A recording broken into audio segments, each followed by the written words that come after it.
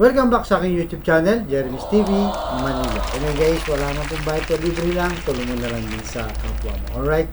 Thank you very much po. So, ang topic natin po today's reflection, anong ginawang mabuti sa iyo o sa iyong buhay ng ating Panginoong Yesus?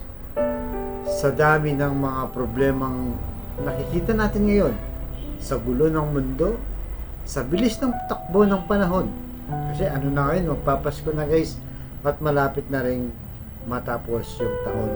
Siyempre sa isang taon, uso ngayon yung mga New Year's resolution na yung mga hindi mo na gustong gawin ngayon sa susunod na taon, di ba? Kasi marami sa atin ngayon yung mga bad experience natin, yung mga kasalanan natin na hindi na natin gagawin sa susunod na taon.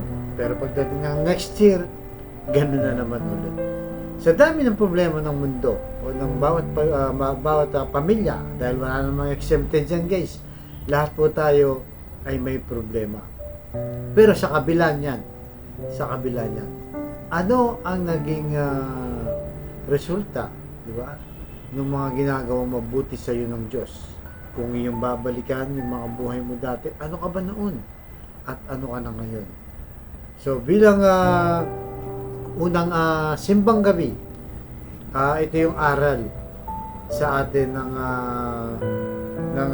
Biblia, di ba? Sa ating Panginoong Yesus. So nung panahon kasi noon, itong si San Juan, dahil hinihintay nga nila yung Masiyas o ang ating Panginoong Yesus, kaya nauna itong si San Juan Bautista para sabihin na malapit na ang pagdating ng ating Panginoong Yesus.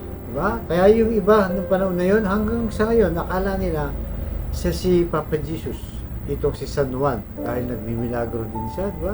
Nagbabautismo siya, talagang gumagawa siyang ng kabutihan. Pero sa kabila ng kanyang pagsigaw sa ilang, merong darating na masigit sa kanya. Wala nang iba ang ating Panginoong Jesus. So dito nagpapatotoo itong si San Juan. Kaya ayon sa 1 chapter 25 verse 30, sumagot si Jesus, sinasabi ko sa inyo, ngunit ayaw ninyong maniwala. Ang mga ginagawa ko sa pangalan ng aking Ama ang nagpapatotoo tungkol sa akin. So yun guys, di ba? Imagine nyo mula sa langit o bilang isang Diyos, di ba? Bumaba sa lupa at naging tao. Nakipamuhay siya sa atin. So yun lang magandang na yun, good news na yun guys, kung talagang bubusisihin natin. Imagine mo, Diyos siya, bumaba sa lupa para lang tayo iligtas. Yan ang misyon ng ating Panginoong Yesus, di ba? Siya pa yung ginawang sakripisyo ng ating Amang nasa langit sa kabila ng ang tao ang nagkasala. Simula nung kay Eva at Adan, meron na tayo nagkaroon ng original sin hanggang sa susunod na saling lahi. Pero dahil sa magandang ginawa ng Diyos, di ba?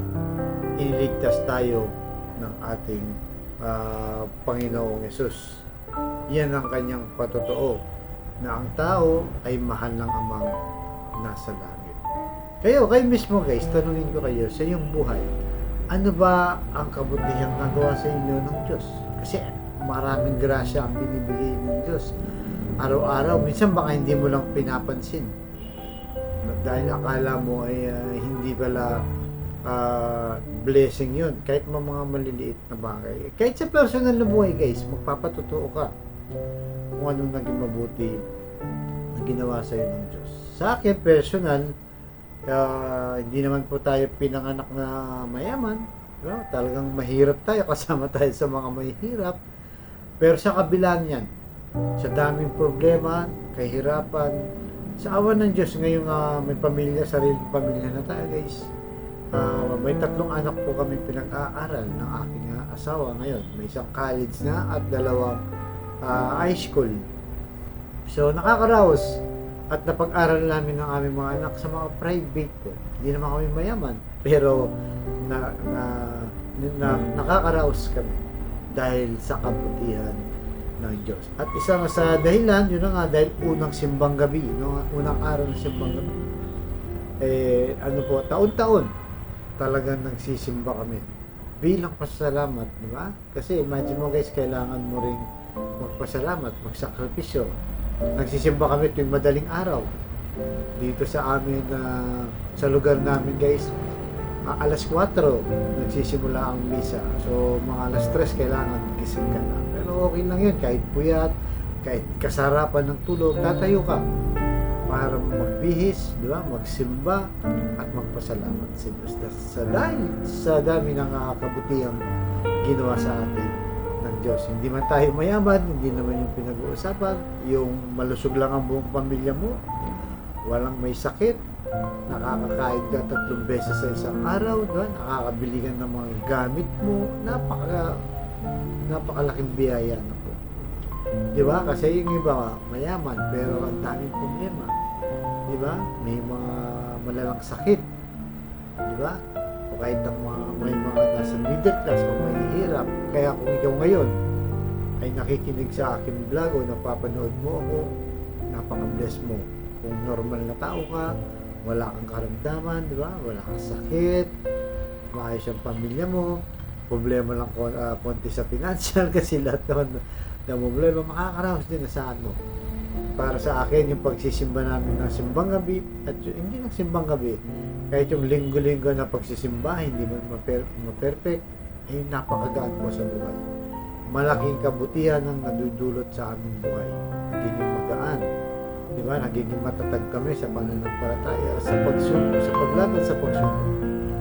Kaya huwag po tayong makalimot na magpasalamat bilang pagpapatotoo sa ginawa ng ating Panginoong Yesus sa kabutihan sa ating buhay. Di ba? Baka dati kumakain ka lang 1 beses ang araw at ngayon nakakain mo na ang gusto mo. Napaka-laking blessing. Di ba? Simpleng problema lang, dapat pa rin pagpasalamat na kahit na ano pa mang challenges yan sa buhay. Kaya sa kapatid natin nanonood sa aking vlog na may problema sa karamdaman, sa pamilya at sa pinansa, sabihin mo ko sa napakasimpleng dasal lang na kung ikay maniwala at magtiwala sa ating Panginoong Yesus ay tsak yun pagkakalob sa iyo sa tamang taon. So tayo manalangin, Lord. I-bless niyo po ang kapatid namin nanonood sa aking vlog na malubha na po ang karamdaman. Stage 4 cancer na, Lord. Tinaningin na rin po ang kanyang buhay.